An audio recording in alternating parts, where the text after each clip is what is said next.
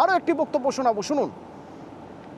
आपका यहाँ इतनी बड़ी संख्या में आना ये साफ साफ संदेश दे रहा है एक बार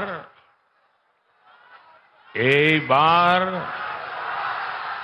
एक बार एक बार एनडीए सरकार 400 पार।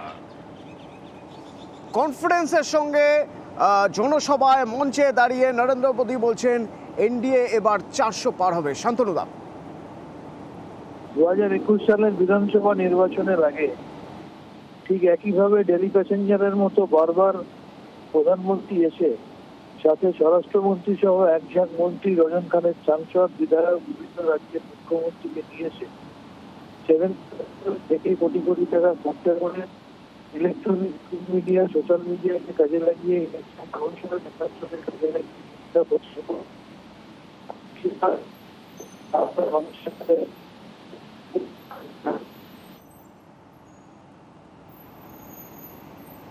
Thank you শান্তনুদা, thank you.